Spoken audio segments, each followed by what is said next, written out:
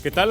Buenos días. Los homicidios han crecido nuevamente. ¿Qué es lo que está pasando? ¿A quién están matando? ¿Cómo lo están matando? ¿Y dónde lo están matando? Desafortunadamente, de eso vamos a hablar hoy en República.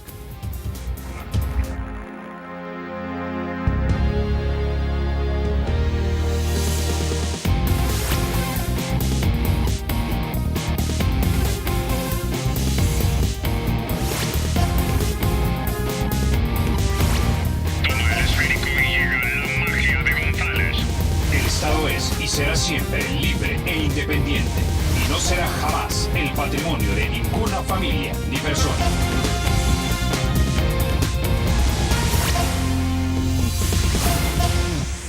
Bueno, sin mayor preámbulo, vamos a introducir a nuestros invitados. Esta mañana nos acompaña Ricardo Sosa. Él es criminólogo, también analista político, analista en el tema de criminalidad y amigo de República. También nos acompaña el doctor Alexander Martínez. Él es docente universitario, experto en Derecho Penal académico. Bienvenidos, caballeros, a República. Un gusto. Buenos días, Carlos. Un cordial saludo, maestro. Dios les bendiga, a los televidentes también y a la orden. Ok, quiero que empecemos quizás hablando del tema de los homicidios porque nuevamente vuelven a subir. Hemos tenido por lo menos 2 fines de semana que han sido violentos y a veces queda la sensación de si cuando bajan realmente bajan por las acciones de las autoridades o bajan simplemente porque los criminales de alguna manera han cambiado la dinámica coyunturalmente en un periodo de tiempo. Antes de eso quiero que vayamos y escuchamos lo que dijo el presidente de la Asamblea, Guillermo Gallegos, hablando precisamente de este repunte de homicidios. Escuchamos. Sí hay un repunte y hay que reconocerlo. Están habiendo más homicidios, justamente estamos por entrar a una fase importante legalmente a través de la Asamblea de aprobar un proyecto que va a ir a golpear las extorsiones, pero hay un repunte en homicidios. Y yo estoy convencido que esto se debe a que de alguna manera se le ha bajado el acelerador a la represión que se venía ejerciendo contra los pandilleros. Bueno, gracias. Ese era el diputado Gallegos hablando con nosotros en República a principios de esta semana. Yo quiero saber cuál es tu valoración de este punto, Ricardo. Carlos, a la luz de las estadísticas y el seguimiento de los homicidios del siglo anterior y el presente, puedo decir con claridad de que esto es una conducta normal, típica de los homicidios, porque la conducta de los homicidios es una conducta completamente cíclica. Hay ciclos de violencia y estos ciclos de los homicidios los podemos extrapolar también a los principales top 20, conocidos como delitos de eficacia. Lo que estamos experimentando es un comportamiento normal dentro de la curva de los homicidios que siempre tiene sus picos y lo podemos ver reflejado que el promedio anual de los homicidios se mantiene alrededor, ya con este pequeño repunte que existe, cercano a los 10 diarios, cuando se había venido en los últimos 6 meses con un promedio de 9 diarios. El tema está que cuando nosotros revisamos los meses con un promedio de 9 homicidios al día, hemos tenido días de 20 homicidios, días de 18, días de 15, días de 4.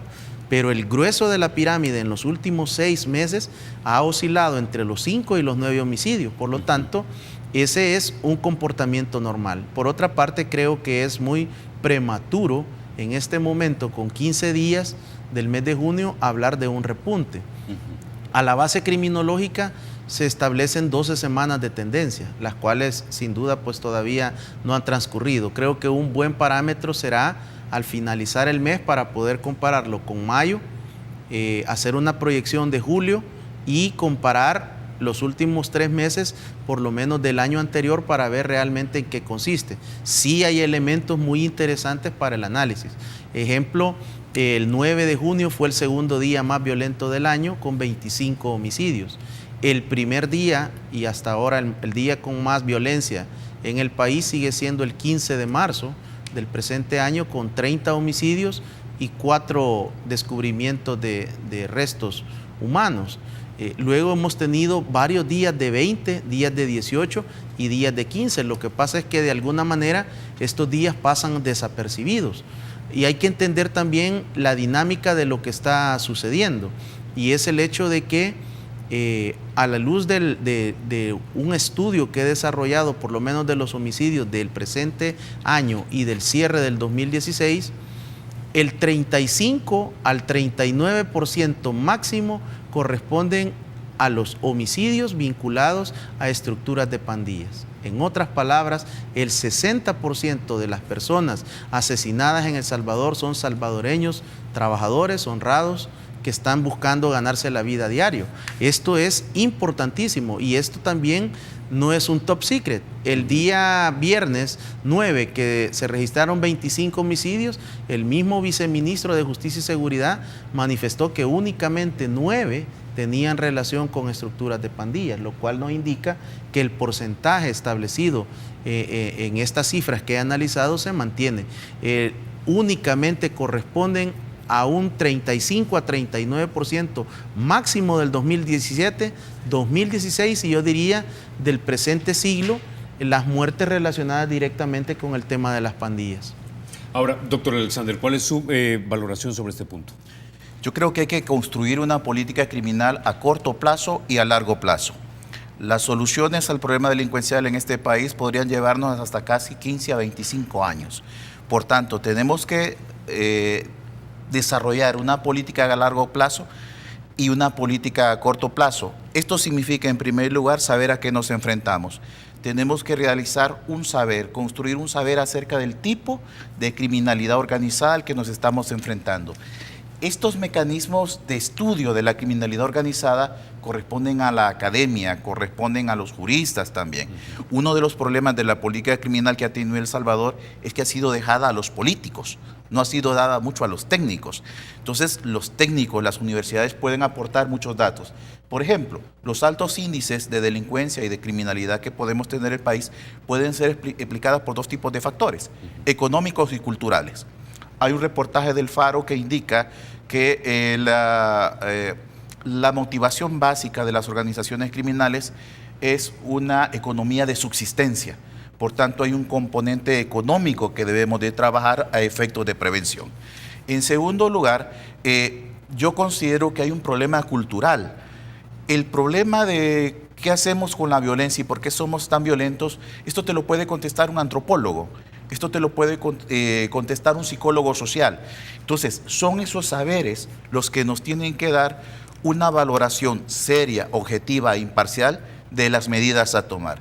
Yo creo también que la política criminal tiene que estar alejada del diseño de los políticos. Creo que la política criminal no es algo que se pone a andar y ya no se evalúa. La política criminal, las medidas de eficacia se construyen, se discuten, se ponen a andar y se evalúan. Y no hemos evaluado todavía qué tanto ha respondido la ley de crimen organizado, la ley antiterrorista, la ley antipandillas, las disposiciones. No tenemos datos que nos puedan decir, bueno, vamos por esta vía, modifiquemos, démosle más eficacia a esto. No tenemos absolutamente nada. Fíjate, Carlos y Ricardo, que en El Salvador hace muchos años existía un ministerio de planificación. El Ministerio de Planificación realizaba políticas de Estado a partir de 25 años.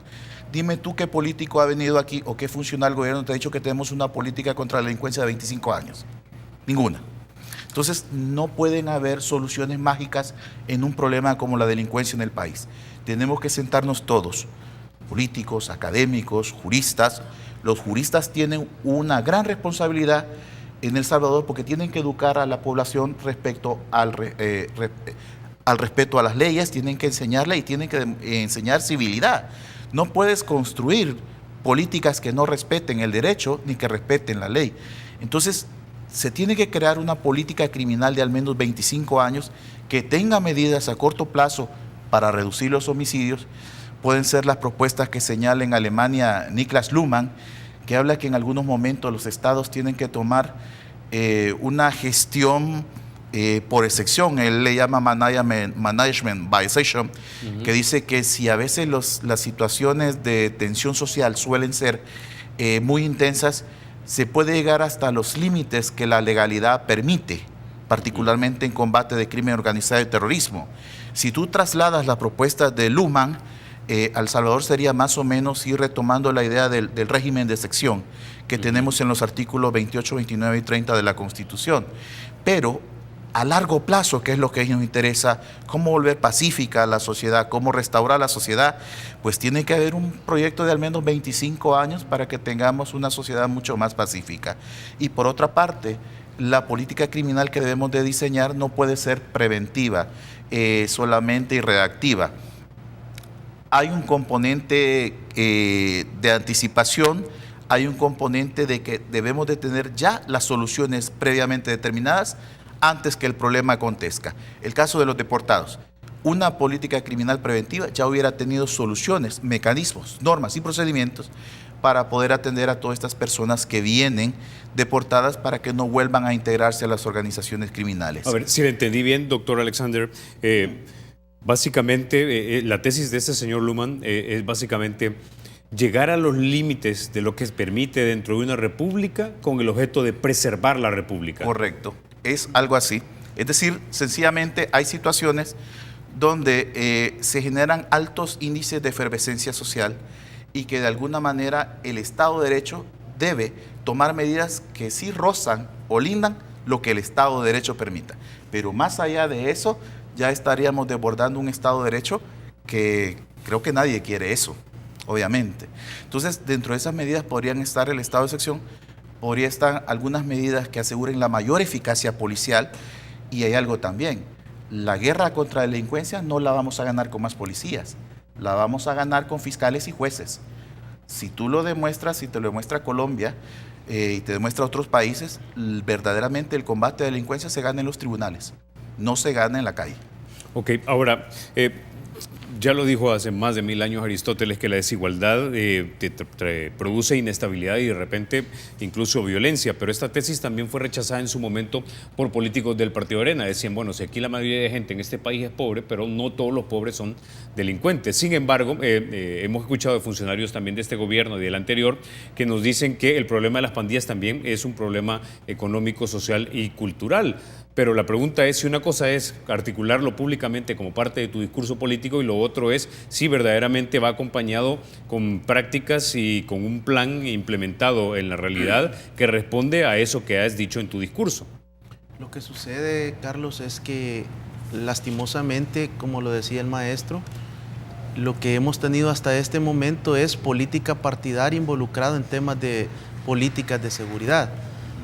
Y ese ha sido uno de los grandes problemas que siguen ejecutándose porque vamos al criterio del funcionario del gabinete de turno.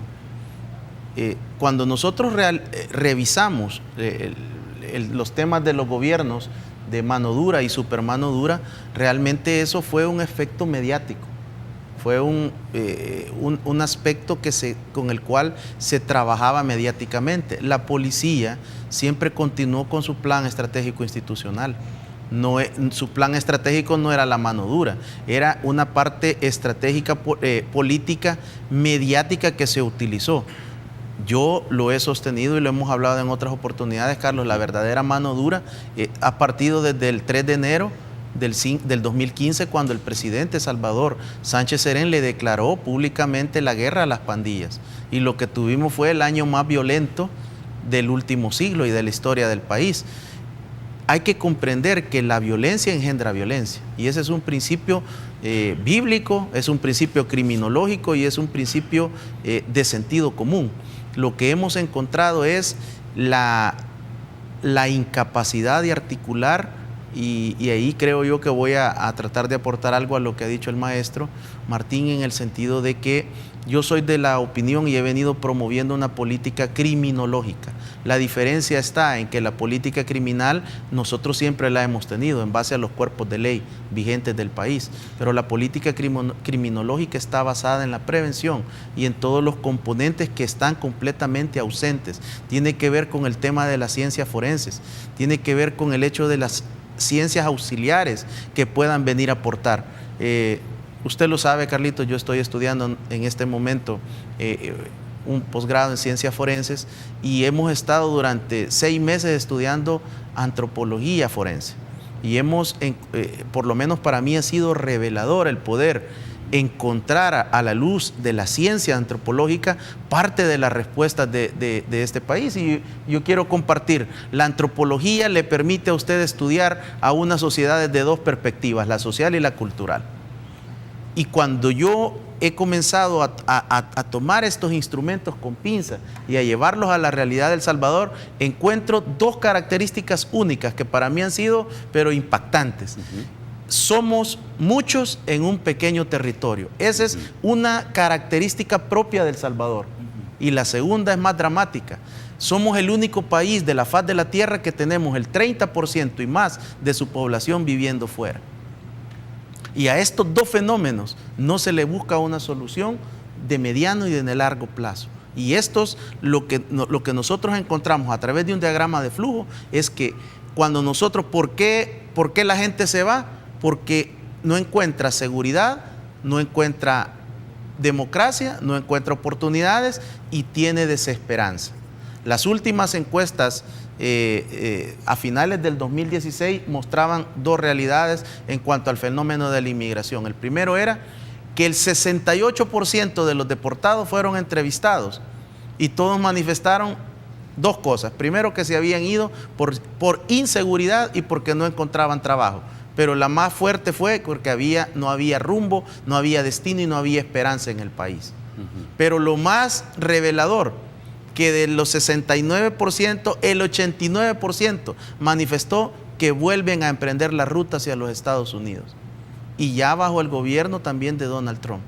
Eso lo que te está indicando es que las condiciones en el país no están generadas y que lo que se ha venido hablando, primero, ¿qué he venido escuchando yo?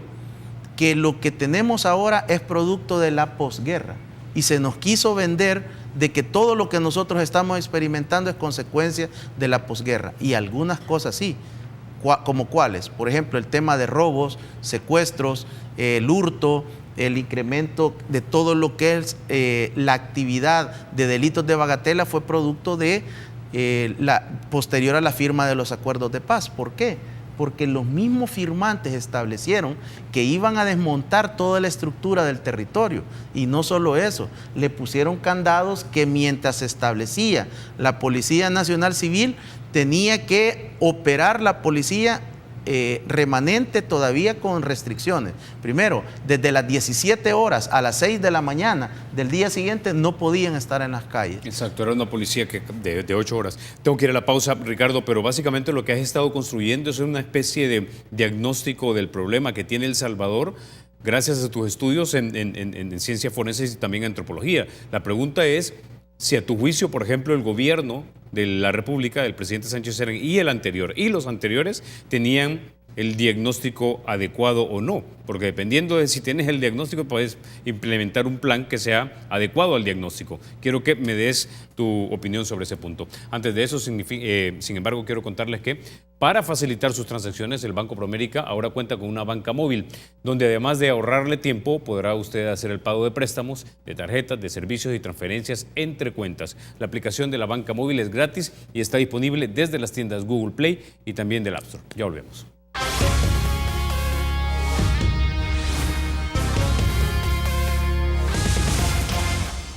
Gracias por continuar con República. Ricardo, entonces nos quedamos en tu diagnóstico. La pregunta es, ¿este gobierno del anterior y los anteriores tenían el diagnóstico correcto del tipo de lucha y contra quiénes y por qué se está enfrentando? Y dependiendo de eso, ¿tenemos entonces los planes adecuados o no? Lo que sucede es que yo creo que el país está bastante saturado de diagnósticos.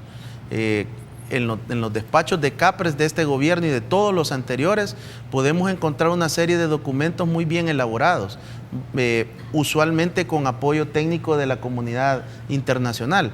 Pero lo que yo veo ausente en todos los anteriores y a la fecha es completamente las ciencias forenses y auxiliares fuera del debate, fuera del aporte. Las ciencias forenses para los amigos televidentes son la criminología, la criminalística y la medicina legal. Y las ciencias auxiliares, la antropología, la sociología, la criminología cultural, la psiquiatría, todas estas ciencias que brindan y nos pueden ayudar a entender cuáles son los fenómenos sociales particulares del país. El tema de por qué somos violentos no es por la posguerra. El Salvador tiene larga data previo a la etapa de la conquista de que ya éramos violentos, a tal punto que los mayas, siempre que enviaban sus expediciones, dejaban por último al territorio de los pipiles. Y los partes de la sociedad pipil no se distancian mucho de la sociedad salvadoreña del 2017.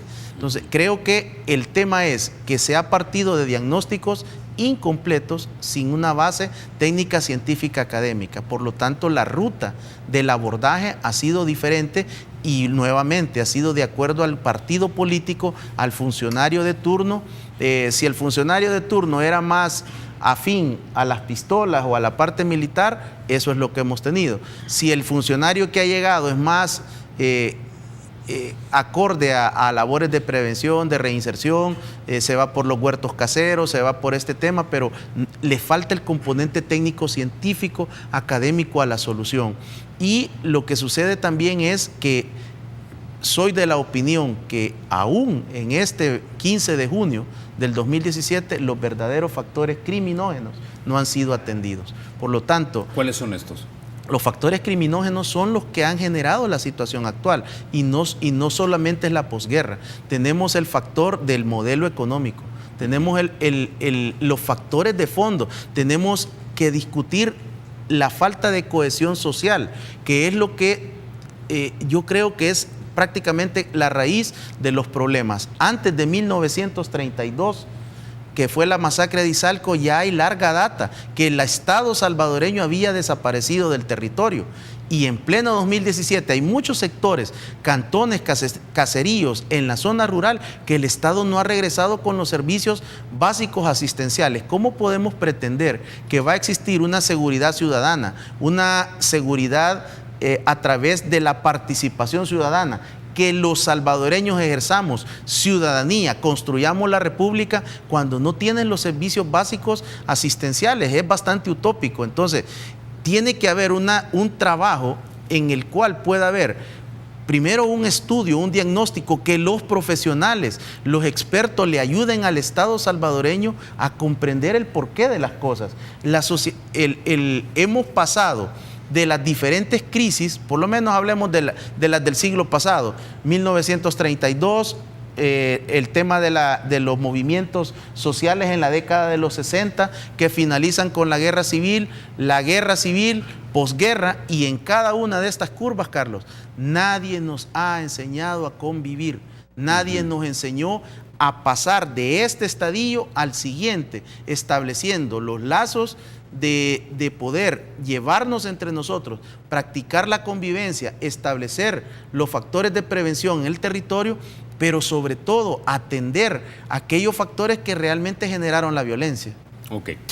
Tiene razón en eso. Yo creo que El Salvador, si hay algo que le falta, es una buena dosis de educación cívica y urbanismo, algo que nos ayude a aprender a convivir, porque sabemos que somos muchos en un territorio muy pequeño. Ahora, doctor Alexander, yo quisiera ir con usted porque algo me llamó la atención. Si bien es cierto, lo que habla Ricardo es algo que de repente se discute y luego se planea a mediano y a largo plazo, hay algo que es inmediato y es cómo combatir en este momento de manera eficaz la criminalidad. Usted hablaba que esta guerra o este conflicto se va a ganar con jueces y con fiscales. Correcto. Entonces, la pregunta es si los tenemos en este momento y si tenemos este sistema, porque sí sabemos que tenemos uno de los índices carcelarios más grandes de América, pero una cosa es que los tengas presos y otra cosa es que los tengas condenados. Son dos cosas muy distintas. Correcto. Veamos algo.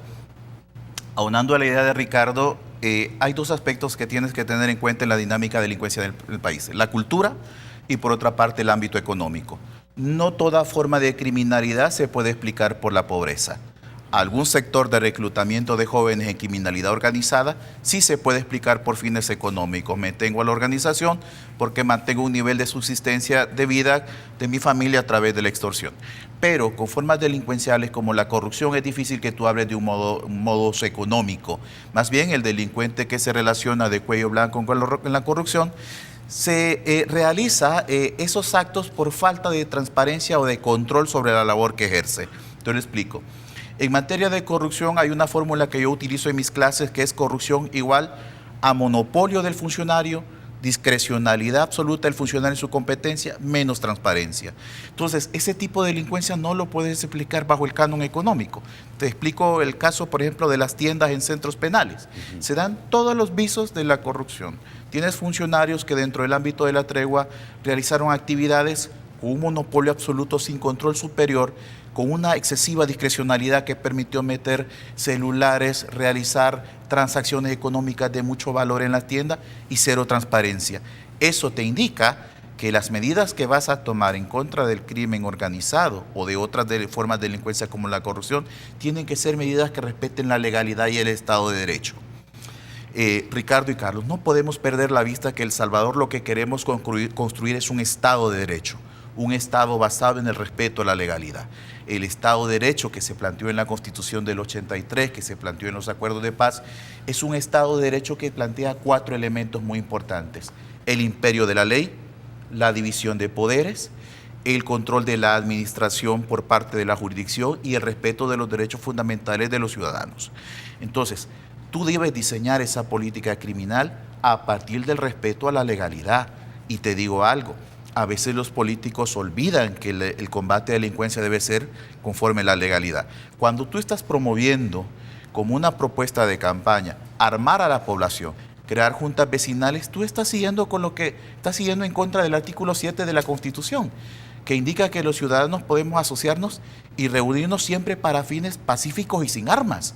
Cuando yo estoy dando eso en los medios de comunicación, sencillamente lo que estoy diciendo, formen asociaciones ilícitas, porque es contrario a la Constitución. Entonces tenemos que pedir de nuestros políticos que cuando tratamos estos problemas de medidas a corto plazo, a largo plazo, fortalecer el sistema, se respete el marco de la legalidad y el marco de la Constitución. Tenemos que crear una clase política, un liderazgo político en materia de combate al crimen, pero que sea un liderazgo político ilustrado. ¿Me entiendes más o menos la idea? Okay. Con esa idea tengo que ir a la pausa. Cuando regresemos vamos a hablar acerca ya del producto de tus investigaciones recientes, Ricardo, acerca de a quiénes se están matando, cómo los están matando, dónde los están matando y qué territorios realmente tenemos controlados o no. Ya volvemos.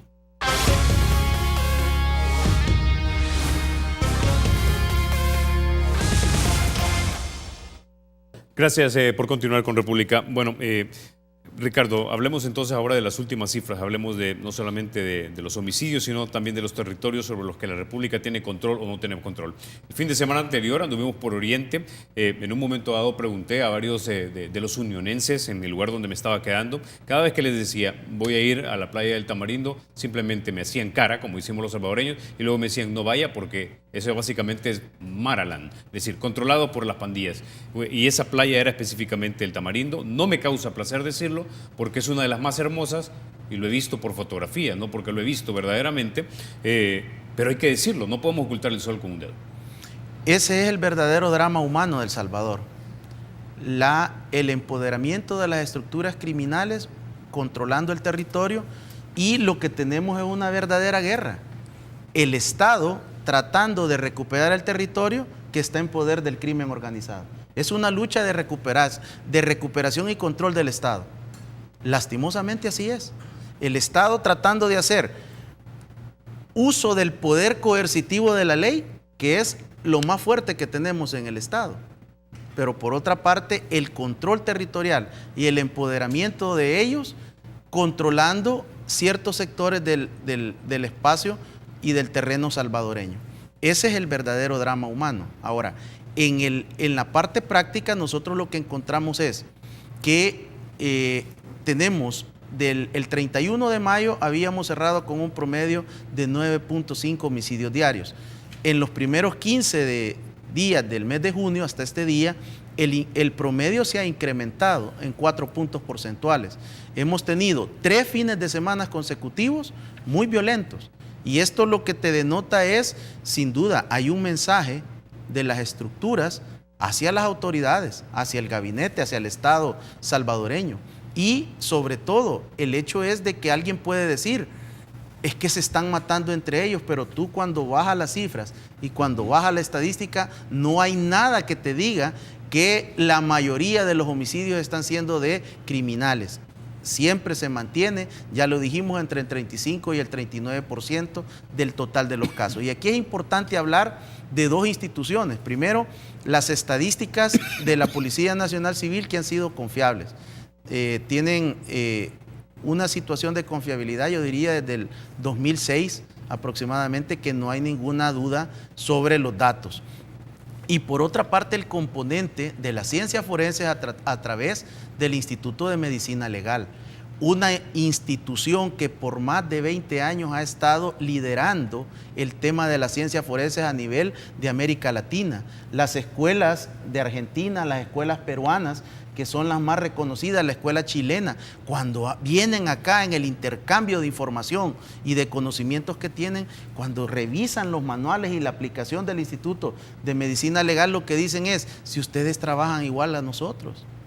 El padre de la ciencia forense, que muchas veces estuvo aquí en las instalaciones del Instituto de Medicina Legal, fue todo un orgullo de los protocolos y los procedimientos y la capacidad técnica, científica, académica de cada uno de los profesionales. Ahí existen una cantidad de profesionales que yo no los conozco a todos, pero conozco a tres: el doctor Velázquez, el doctor Quijano y el doctor Quijada.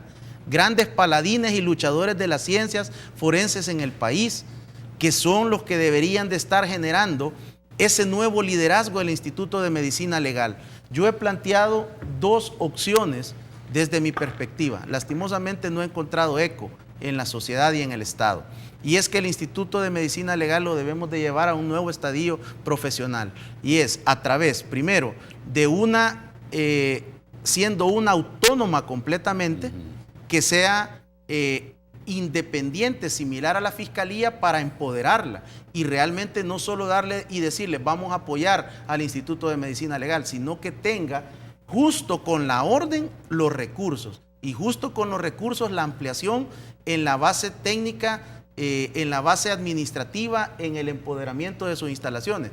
Y la otra puede ser que continúe funcionando como está, pero con un presupuesto completamente independiente, porque ahora lo que tenemos es, por ley, el 6% del presupuesto general de la Nación para la Corte, pero el Instituto de Medicina Legal siempre ha sido visto como aquel eslabón menor dentro de la Corte, y mucha gente confunde el término forense y lo relaciona con muerto.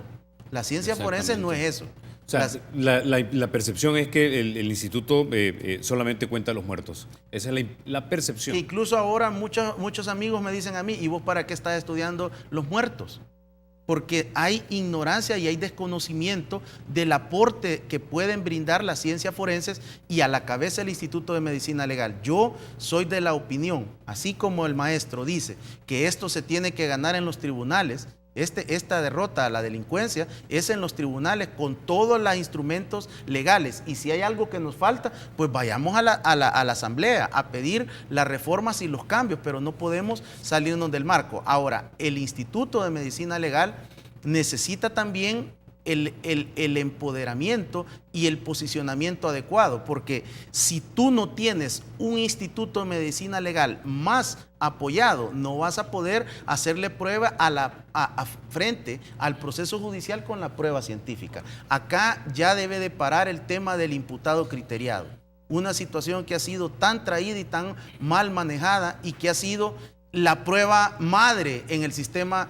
de los tribunales. Aquí la Fiscalía y la Policía deben de trabajar en la prueba científica, y para eso necesitamos especializar a los fiscales. La Fiscalía necesita ser altamente especializada, tener software de primera generación, hardware de primera generación, y los mejores profesionales competentes para el combate a la delincuencia. La Policía Nacional Civil, potenciar sus laboratorios técnico-científico, y el Instituto de Medicina Legal, elevarlo con el nivel técnico-académico y científico, rendirle el honor que necesita esta institución. Okay. Por otra parte, cuando vamos a este marco, yo lo que hago es acudir a las cifras oficiales: Policía Nacional Civil y el Instituto de Medicina Legal. ¿Qué te dice el mes de mayo? Para traer cifras actualizadas.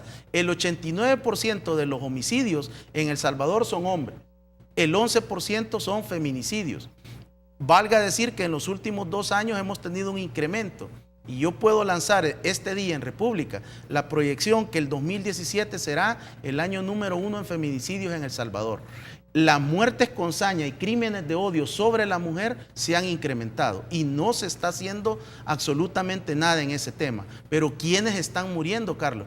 Lastimosamente están muriendo los jóvenes, el segmento de los 15 a los 29 años. El primer segmento asesinado es de los 20 a los 25, el segundo segmento de los 25 a los 29 y el tercer segmento de los 15 a los 19, constituyendo estos tres sectores el 51% del total de los asesinatos. Pero ¿cuál sector le sigue? El tramo que le sigue es de los 31 a los 35 años y de los 36 a los 39, llegando a completar el 72% de los homicidios, lo que constituye que en El Salvador se está asesinando no solo la juventud, sino la fuerza productiva, el talento y la capacidad generadora, impulsadora de los cambios a futuro en el país. Ahora, brevemente, Ricardo, geográficamente, ¿hay algún patrón identificable que nos diga algo o que nos permita inferir algo? Por supuesto, hay datos reveladores. El primero es de que el 69% de todos los delitos se cometen en 14 municipios. Y esto, lastimosamente no presentamos las gráficas, pero hay una figura que forma un pentágono con estos 14 municipios, que es el Gran San Salvador. Ahí se concentra el 69% de todos los delitos y crímenes. Pero después sumamos las grandes metrópolis, las grandes urbes, Santa Ana, Sonsonate, Usulután y San Miguel, y sobrepasamos al 92%. Por lo tanto, el delito está completamente focalizado. Y hay un componente también de la mutación y la migración de los crímenes y delitos a la zona rural. Ok. Ahora, doctor Alexander, hablemos de la tregua. Algunos dicen que la intención fue buena, la manera en la que se hizo fue cuestionable, cometiendo ilegalidades, y el fin fue, y el resultado inesperado, es decir, empoderar las pandillas. Yo creo que la tregua fue un proceso fallido, un proceso muy distinto a lo que se dio en el acuerdo de paz. Algunos hicieron la sinominia, bueno, pues así como el acuerdo de paz nos dio lugar al fin del conflicto, pues también podemos realizarlo. Sin embargo, Carlos y Ricardo, fueron dos escenarios totalmente diferentes. El escenario que dio lugar a la lucha en 1980 fue un escenario de opresión política y donde el Estado violaba los derechos fundamentales de los ciudadanos. En el momento actual es diferente. Son grupos organizados que su única ideología política es cometer delitos, y es donde el Estado tiene que proteger y amparar a sus ciudadanos. Entonces son dos situaciones difíciles. Pero hay una característica muy interesante del proceso de la tregua. Fue un proceso pragmático, fue un proceso, bueno, vamos a lograr eficacia. Si ganamos, ganamos todos, se gana un rédito político. Si perdemos, pues ni modo, vamos a tener que sacrificar a los eslabones más débiles de la cadena de mando. Tienes que verlo desde esa perspectiva. Lo que sí noto saludable del proceso judicial de la tregua es que la jurisdicción, como corresponde en el Estado de Derecho, como corresponde al principio de división de poderes, la jurisdicción está controlando la legalidad de la tregua. Y la lección que deben aprender los políticos de la tregua es que no pueden tomar medidas políticas criminales que vayan más allá de la Constitución y de la ley. Si algo te demuestra el proceso judicial es que no se pueden tomar medidas fuera de la ley. El combate al crimen organizado tiene que ser por el derecho y mediante el derecho. E independientemente de que la Fiscalía logre comprobar el delito de actos arbitrarios, yo creo que el precedente está dado. Y hay algo que hay que recordar. El proceso judicial de la tregua se está dando en dos escenarios. Lo que acontece dentro del proceso y lo que acontece fuera del proceso. Tanto defensores como fiscales están tratando de ganar el proceso judicialmente y mediáticamente. Si no gano el proceso judicial, al menos mediáticamente puedo lograr una condena de estas personas. Es una cuestión muy interesante. Pero sí celebro como ciudadano de que el precedente que se brinda con este proceso es demostrar que los políticos tienen que respetar el marco de derecho, que es el ideal que decidimos construir a partir de los acuerdos de paz. Y no podemos efectuar una política criminal o medidas oportunistas pasando ese marco. Ok. Bueno, se nos acabó el tiempo, caballeros. Ricardo, doctor Alexander, no me resta más que agradecerles que hayan estado ustedes esta mañana aquí en República. Muchas gracias, Dios les bendiga. Un gusto. Ustedes, amigos, se quedan con la emisión matutina de Teleprensa. Soy Carlos Toledo, gracias por vernos. Recuerden, la República es de todos y hay que cuidarla. Ahora vamos con mi querido Rafa García en el sede de Teleprensa. Rafa. Hola Carlos, muy buenos días. Gracias por sintonizarnos. Por supuesto a todos nuestros amigos que están en sus casas. Un saludo muy cordial para tus invitados. Un tema muy complejo que esperamos que con la ayuda de todos los que generan opinión pueda llegarse muy prontamente a una solución. Gracias y esperamos que tengan un muy lindo fin de semana.